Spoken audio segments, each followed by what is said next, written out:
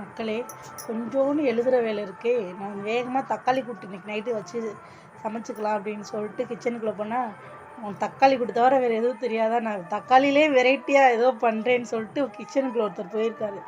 அவர் சமைச்சிட்ருக்காரு. என்ன அழகில் இருக்குது கிச்சன், காட்டுறேன் வாங்க. ஒரே ஒரு தக்காளி குழம்பு வைக்க போனவர் தான் கிச்சன் எப்படி மாறி இருக்குன்னு பாருங்கள்.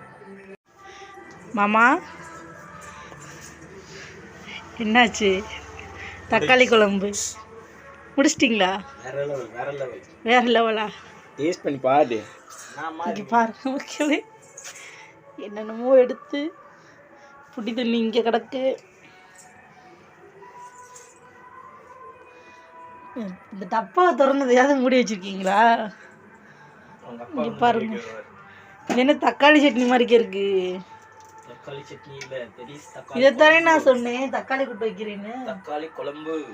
தக்காளி குழம்பு நிஜமாதானா? தக்காளி கூட்டு இல்லையா? சாப்பிட்டு பாரு. நாக்கு என் வாயிலே இருக்குது. சரி, இது என்னது? அப்பளம். இதே அப்பளத்தை இது உனக்காக ஸ்பெஷல் அப்பளம். இது இதே அப்பளத்தை இதே மாதிரி நான் வறுத்திருந்தா விடுவீங்களா? நான் உங்களுக்காக விட்டுருப்பேன். இருந்தாலும் இது அப்பளமா? இந்த அப்பளம் டேஸ்ட் பண்ணு, பயங்கர டேஸ்டா இருக்கு. உனக்காக கருக கருக மொறு மொறுன்னு வறுத்து வச்சு. ஐயோ, இது என்னது இது? பாருங்க, இதெல்லாம் அடுப்பு கீழே. என்ன இதில் என்ன தண்ணியா?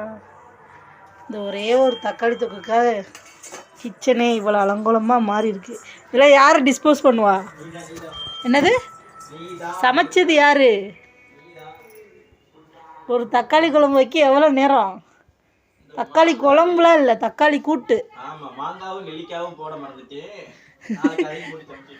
ஐயோ ஐயோ, இங்கே பாருங்க, அம்மாச்சி இந்த மாதிரி சுண்டைக்காயை வாங்கி வத்த போடாமல் வச்சுட்டு ஊருக்கு போயிட்டாங்க. இருக்க கலர் மாறிக்கிட்டே போகுது.